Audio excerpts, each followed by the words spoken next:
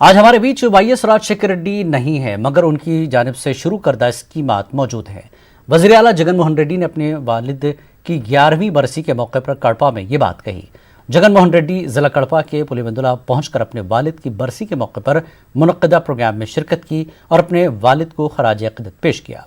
इस मौके पर उनकी बीवी और वालिदा के अलावा अरकान ख़ानदान और पार्टी कारकुनों की कसीर तादाद मौजूद थी।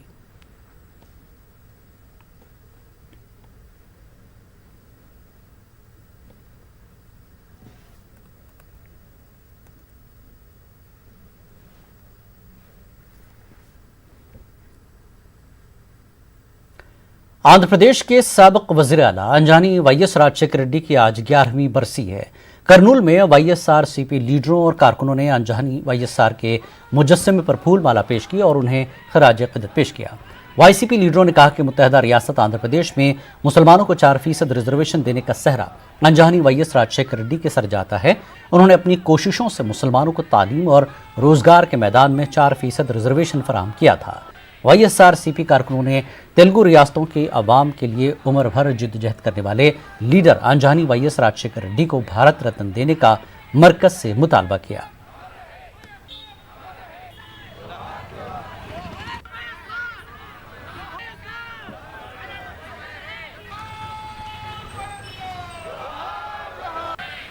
जो तेलुगु राष्ट्र के महानेता और पूर्व आंध्र प्रदेश के माजी मुख्यमंत्री साहब, हमारे सारे 12 करोड़ जनों के दिलों में रुका गया हो जो नेता है, वो नेता डॉक्टर वाईएस राजशेखर रेड्डी जी। आज तक जिन्हों हमारा से निकल के 11 साल हो चुका है, आज 11 साल का वर्धंती के पेश करते हुए हम आज इधर ग्रेज विद्यार्थी विभाग के तरफ से कर चुके हैं। अंजानी वाईएस राजशेखर रेड्डी की 11वीं बरसी के मौके पर करनूल में ब्लड डोनेशन कैंप लगाया गया। साबिक रुकन असेंबली SV मोहन रेड्डी की जानिब से गरीबों में फल और ब्रेड तकसीम किए गए। इस मौके पर उन्होंने मीडिया से बात करते हुए कहा कि रायलसीमा को तरक्की याफ्ता इलाका बनाने में वाईएस राजशेखर रेड्डी का अहम रोल रहा है, जिसे इलाके की अवाम कभी फरामोश नहीं कर सकते। आंध्र प्रदेश में राजशेखर रेड्डी साहब मर गए तो 600 आदमी मर गए और रायलसीमा डेवलप करने के ज़्यादा इरिगेशन प्रोजेक्ट शुरू करे और ज़्यादा गरीब आदमी की वो आरोग्यश्री में सबको ट्रीटमेंट देने के उन्हें कोशिश करे। ऐसा ज़्यादा काम करे, गरीब आदमी की 1 रुपये को चावल देने के उन्हें कोशिश करे। ऐसा लीडर अब तक कोई नहीं है। उसके वास्ते सब उन्हें मरने के बाद भी, इतने साल बाद में भी सब हार्ट में उन्हें है। 4% सब मुसलमान को अच्छा पढ़ने के 4% रिजर्वेशन दिए। ये सब हिंदुस्तान में कोई स्टेट में कोई CM नहीं दिए, हमारा राजशेखर रेड्डी साहब 4% दिए। आंध्र प्रदेश महकमे सेहत के प्रिंसिपल सेक्रेटरी ने आज विजयवाड़ा के कोविड अस्पताल का दौरा किया। इस दौरान उन्होंने कोरोना वायरस से मुतासर मरीजों को दी जाने वाली अद्वियात और सहूलियात से मुताल्लिक जानकारी हासिल की। प्रिंसिपल सेक्रेटरी जवाहर रेड्डी के दौरे के मौके पर जिला कलेक्टर इम्तियाज व दीगर भी मौजूद थे। उन्होंने मीडिया से बात करते हुए कहा कि फिलवक्त रियासत में कोरोना वायरस की वबा काबू में है। हुकूमत कोरोना वायरस की वबा को कंट्रोल करने के लिए हर मुमकिन इक़दाम कर रही है। Administration is focused on keeping the mortality at less than 1% as per the national standards set by the Ministry and the ICMR. So the AP's current mortality is about 0.9% compared to the national average of 1.73. So we have few districts which are currently experiencing the COVID peak, like Chittoor, Nellore, Prakasham and Srikakulam, where we are having almost 1000 plus cases per day. So on an average we are getting 10,000 cases because we are testing quite aggressively. in the containment clusters. That's why we are getting more cases. So that will help us in isolating the positive cases, and majority of the cases which are positive are asymptomatic. That's why we are able to keep more than 40% of them under home isolation. Kurnool two town police ने फर्जी ACB टोली का पर्दाफाश किया। Police ने मनसूबाबंद तरीके से इस टोली को रंगे हाथों पकड़ लिया। पुलिस की रिपोर्ट के मुताबिक फर्जी एसीबी टीम के 6 अरकान अपने आप को एसीबी जाहिर करते हुए सरकारी मुलाजमीन से रकम वसूल कर रहे थे। शिकायत मौसूल होने के बाद पुलिस ने तहकीकात शुरू की। पुलिस के आला ओहदेदारों ने बताया कि फर्जी एसीबी टोली के अरकान ने अब तक 14 लाख से ज्यादा रकम वसूल की थी, जिन लोगों को गिरफ्तार कर लिया गया।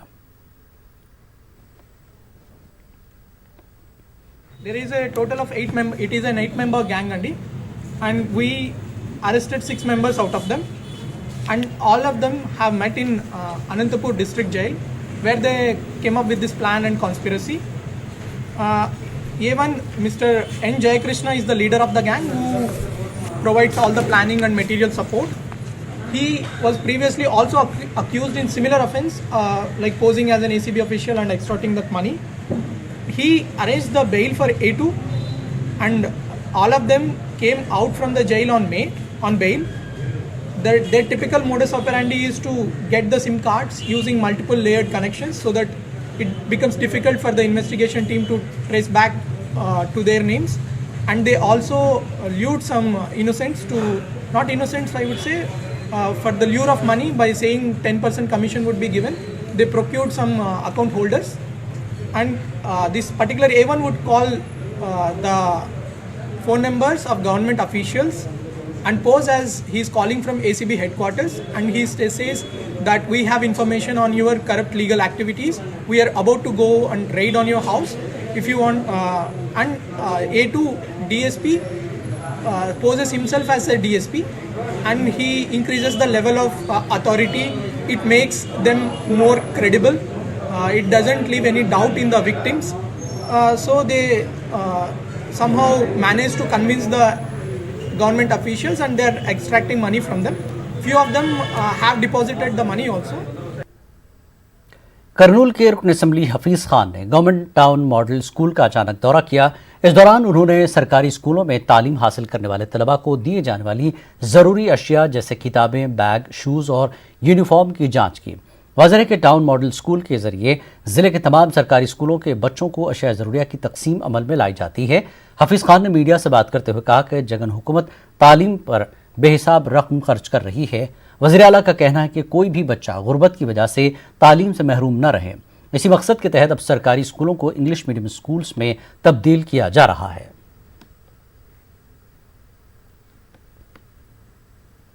करनूल में नेशनल वुमेन्स पार्टी की जानिब से जॉब मेला मुनक्किद हुआ। इस दौरान 100 से ज़ायद बेरोजगार नौजवानों को मुख्तलिफ कंपनियों में नौकरियां फराहम की गई।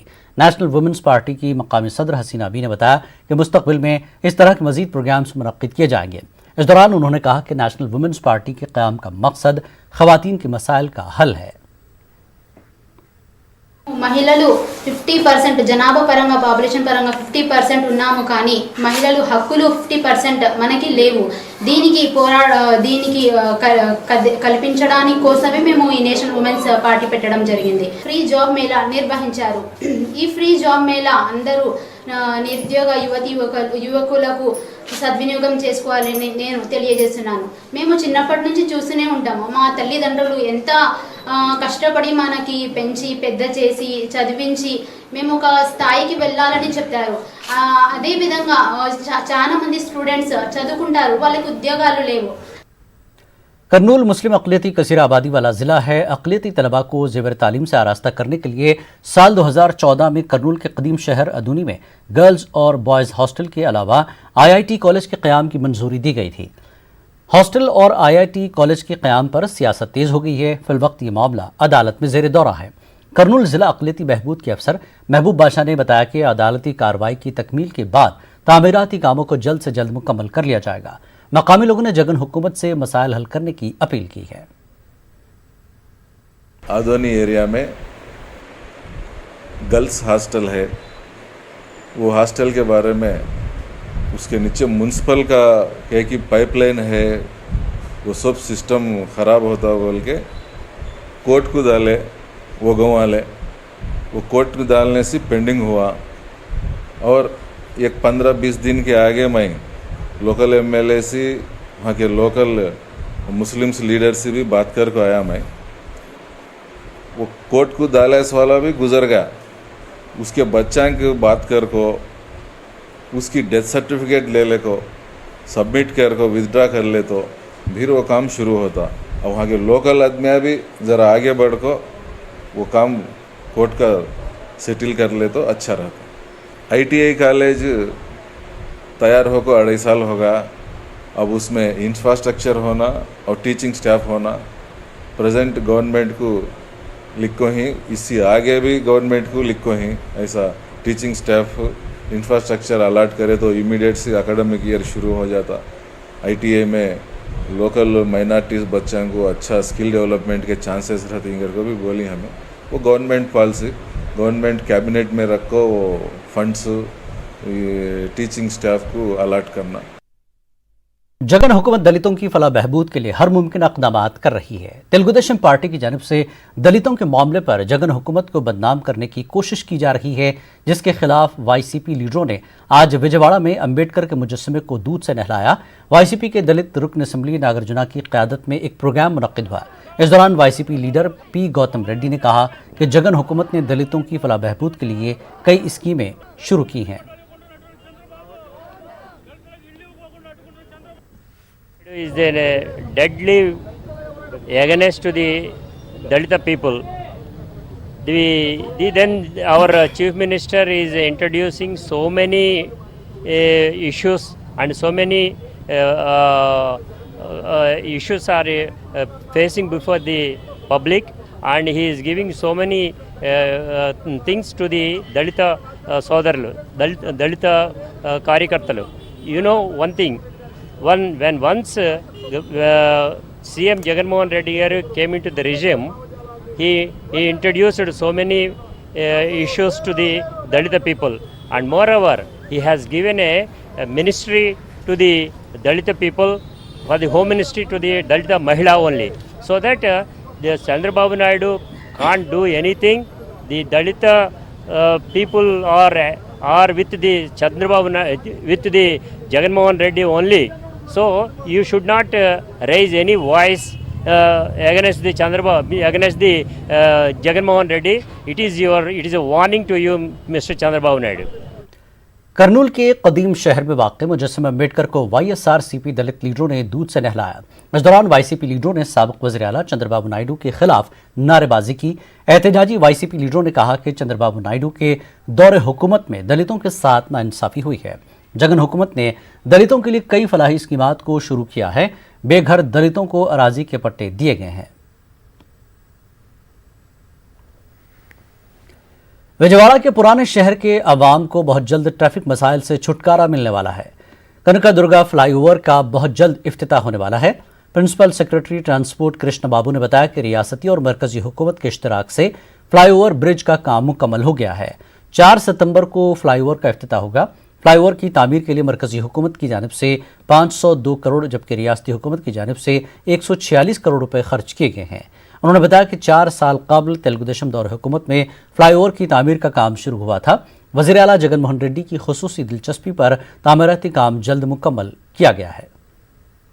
Kanakadurga flyover taken up at a cost of around 502 crores, both by Government of India and State Government. State Government bearing land acquisition cost of around 146 crores is getting inaugurated on September 4th by our Honorable Chief Minister Jagan Mohan Reddy Garu and also MORTH, the Ministry of Road Transport and Highways, Gadkari Saab.